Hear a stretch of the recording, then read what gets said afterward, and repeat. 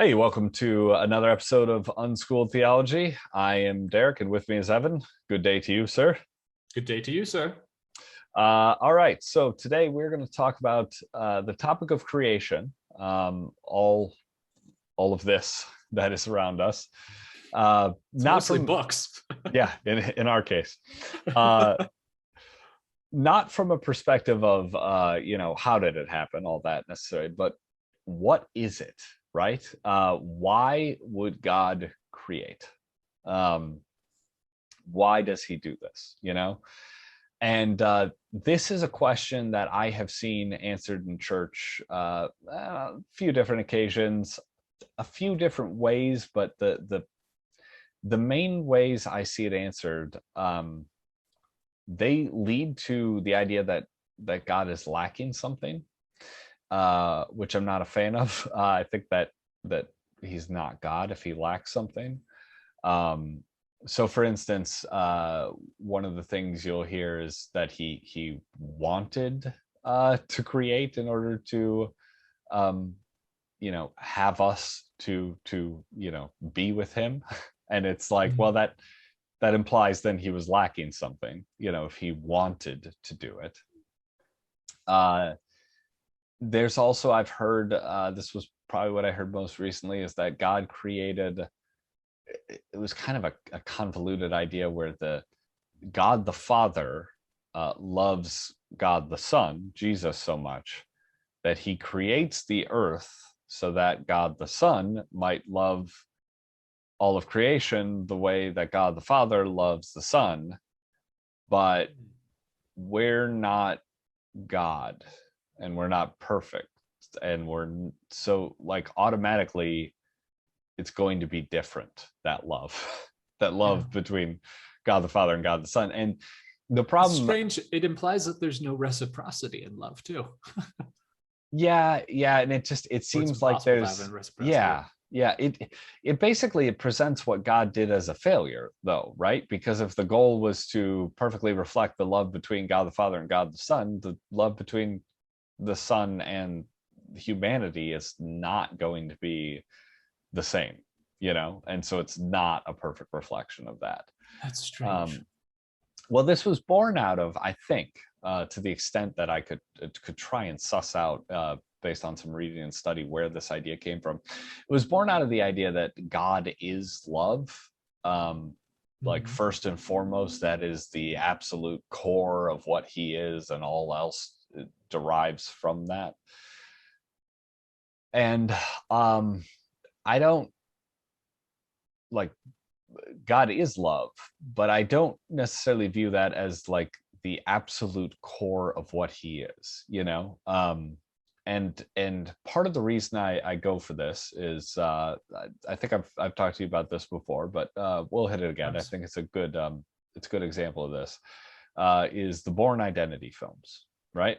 Okay. In the Bourne Identity films, we start off with someone who has lost his memory, right? And those films are then a person seeking to discover what his past was, but knowing that he can never quite fully be that person again, right? This is the character of Jason Bourne. And so he's fully aware that he's building a new life, right? He's building a new himself, but he does want to know who he was previously. That's very different than if the way those books had started out was 5 minutes before he ended up in the water, and slight spoiler here, but he was an assassin, and he ended up getting shot himself and loses his memory because of it. But if we had witnessed that, if we had witnessed him in his full form of being the assassin, and if the story started there and remained the same throughout, it would be a different story. It would be the story of someone rediscovering who they are and becoming that thing again, right? It would be the story of them wiping away this period of not knowing and then becoming again who they were again. So sort of you'd have a wave, but they would return to the exact same point they were before that wave. Whereas Yeah. the Bourne identity, like it's told, is that wave comes to an end and he goes somewhere else completely differently. Mm. Um, although still understanding, who he was prior to that point, and still having some of those abilities and still having to deal with the consequences of having been that person, but he is a different person now. So Can I insert one thing with this? yeah, please. I think this is important in that it was the author's choice where they introduced Yes. Jason Bourne as well. And so the way in which they're presented to us is that way. And so for us, it is most important that Jason Bourne is this person who Yes. appears to have this immense amount of abilities and is for all intents and purposes a clean slate. And Yes. so for us, that's incredibly significant. Truth be told, for Jason Bourne, it might be different because the significance of his past, which he has to rediscover for the whole broad span of his life, could be just as significant. But the way in which the story is told to the people who are receiving it, it is significant that we are presented that way. So the most important characteristic for us, the viewer, is that. Yeah, it's the author telling us, here is how you are to think of this character. Exactly. I right? think that's very important. It's Yes. Tale of Two Cities. Mhm. Wow, I'm forgetting his name. The character who eventually dies at the end is We'll, introduced. we'll leave out that spoiler then. Right. If you haven't, if you been waiting 200 years to read it, Yeah. but the character who ultimately sacrifices himself and is a kind of a Christ figure at the end is introduced as being an immensely shrewd lawyer who you're kind of ambiguous as to whether he's a good individual or a bad person, and so that's important for us that he's introduced that way. If he were to tell us right away, now on the surface he appeared rude and shrewd and a very much a lawyer type, but in reality he was really a good person, then the entire book is ruined because that momentous shift from our perspective is completely different. Yeah, and maybe it's not ruined, but it's definitely a different story, right? It would have to be a very different story, right? Correct. Yeah. So now I want to get back again to God here in the Bible and understand that the Bible is a story. All right. It's a story and it is God's story. So the Bible is the story told by God. I'm going to get a little bit further with that in a minute, but God created us, and so he knows how we interact with stories, and he knows that the how a character introduces itself is the fundamental core of what we see that character is. And I think it's important that in the Bible, the first thing God does, the first thing he does to introduce us to himself is to say, I am creator, right? And I don't know, maybe that's not the core of who God is, right? But at the very least, it seems clear to me that he's telling us, because he knows how we interpret story, this is the root of who I am. You start here. You start with, I am creator. I am author of all things, of this story of creation. I am the author of it. And now that, to me, I think is important to understanding why creation exists, right? And because I think if we look at the Bible, we see God throughout this story of creation. But what the Bible really is, what this story is, what creation is God expressing himself through his relationship with his creation. So the question of why does God create is in part unanswerable because, well, it's just what God does, right? That's God creates. That's what we're told at the beginning. In the beginning, God creates. That's what he does. So it's almost like there's not a why. But if we want to think about it a little bit, we know that God is this creature full of mercy and love and all of these characteristics and traits. And while he might be able to express those things in a certain way without creation, there are ways in which they couldn't be expressed without a flawed creation to express them towards, right? Particularly mercy, right? You can't show mercy unless you have something that is in need of mercy. You can't show grace unless you have something that is in need of grace. And if God has these characteristics, the truth is, you don't have characteristics unless you're expressing them. This goes a little bit to that functional understanding we were talking about. But, unless you're showing mercy, unless you're showing compassion, unless you're showing love, you are just, if you're not showing those, you're a creature that has the potential for it, but you're not really those things, I'm trying to think of what might be a good example of this, but I have a small analogy.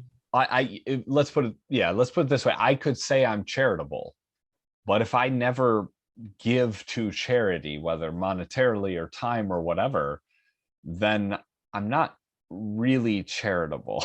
You know what I mean? Like you have to go and do it to really be charitable. Otherwise, you have a potential to be charitable. Well, you may have an interest in being charitable. You may feel charitable, but unless you're really performing that thing, you're not that thing. So for God to fully be all that he is, creation must exist for him to express those things. I can convey a small illustration if it would help. This one I pulled from Surely You Must Be Joking, Mr. Feynman, which is Richard Feynman's autobiography of sorts, worth reading. It's a very interesting read, not anything you would expect from a physicist, but he talked about his, he was very interested in hypnotists and how people would hypnotize people. And at one point, the university he was at brought a hypnotist to school, and they needed someone who was a volunteer to be hypnotized. And so, of course, he volunteered. And he was brought on stage, and the hypnotist did whatever he did with him. And then he said, "You cannot." He had him close his eyes and said, "You cannot close your eyes." And Feynman said that he thought to himself, "Well, I can open my eyes, or you cannot open your eyes," he said to him. And he said, "Well, I can open my eyes, but I'm going to choose not to." And then he very coyly says after that, which is kind of the same thing as saying, "I can't open my eyes." And so he in a way says, "Well, I wasn't hypnotized, but I kind of was, because I went along with it." And so the fact that I could do the thing, but didn't do it, kind of meant that I couldn't do it. And so it's this connection between ability and actual interaction with doing the thing. They're almost the same thing as saying it. If the ability is not expressed, it's not really, you don't have the ability to do that. Right. So for God to fully be God, then he must create creation, right? Yeah. And if he didn't create this, then he wouldn't be God as we understand him, to the extent that we can understand him, right? Correct. Like, creation was it's perfectly linked, I guess, with the existence of God.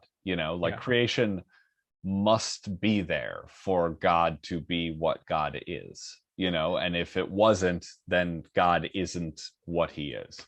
Yeah. Look, let's go back to the Bourne example just for a second, because I think this is a really good illustration of this idea, is that we talked about how for us, the viewer, the most significant thing of this, or the reader, the most significant introductory point is that Jason Bourne is a clean slate with these strange abilities. And it could be that the more important feature of his personality or character to Jason Bourne is something different. Mm-hmm.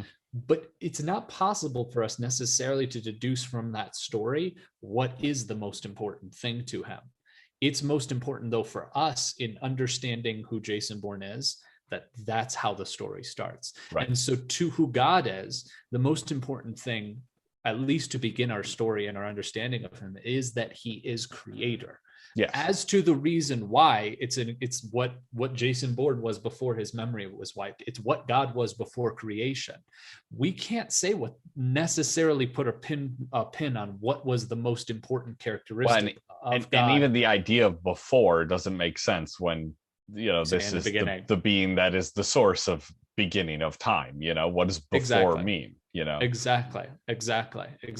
So for us to say that, I guess that's what I mean by sort of inextricably linked with creation, right? Exactly. If there is no real before in that sense, then God is inextricably linked with creation, and therefore, yeah, it's, you know, like you're saying with Bourne, it's the thing we must start with in terms of our foundational understanding of him. Exactly. So we can't necessarily pinpoint what is the most significant characteristic or fundamental characteristics of God or why creation. We can say pretty clearly, though, he did create, and because he created, he is God. God is the thing that creates. It's yeah. And just as in Bourne we see the story one way, and we would see it differently with a different way, because the story of the Bible starts with God creating, what we're looking at is the story of a creator with his creation. That's the story that we're seeing. Yes. And that's the story we're meant to understand. And it's the Bible is a story, all creation is a story. And I think if we pay careful attention, humans are the only thing on earth that understands the concept of story.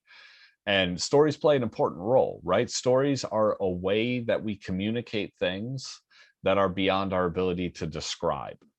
They communicate, that stories are a language of sorts, right? To communicate something else. They use language, but then they are in fact a language that communicates something even higher up. And so that is what the Bible does, and that's what all creation in fact is. And we are ourselves both the audience as well as participants in this story, and so that is a unique position, as well as a great honor. You know, we aren't just witnessing God's story of his relationship with his creation, we are that creation, and therefore are able to participate and be that other end of that story. I want to present one more thing, just sure. to hopefully wrap this up, maybe. But I think I don't love counterfactuals, but occasionally they're worth thinking about, especially when we're thinking of intention here.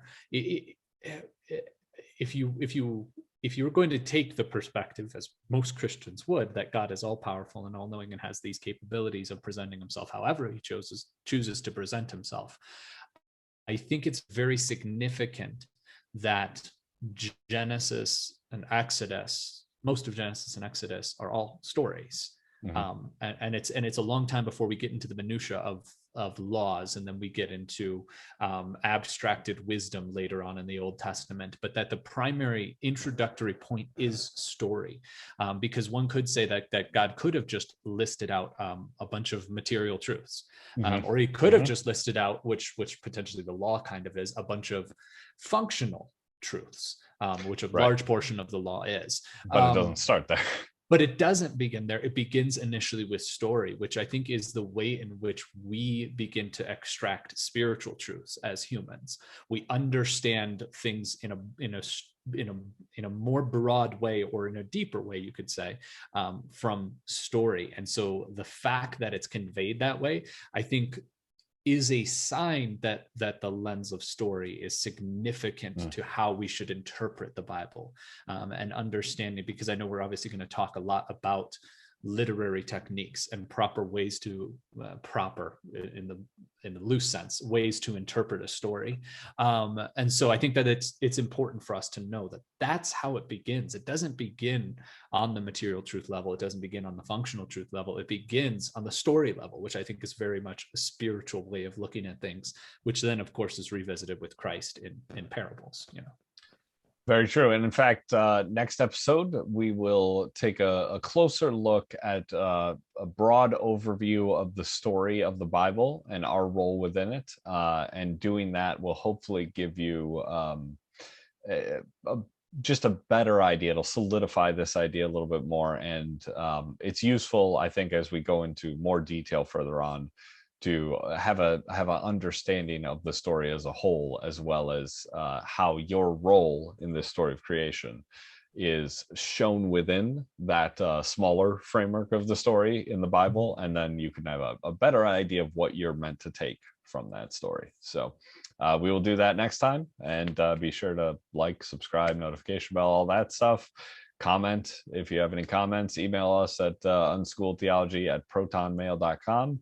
And yeah, we'll see you next time. Fantastic.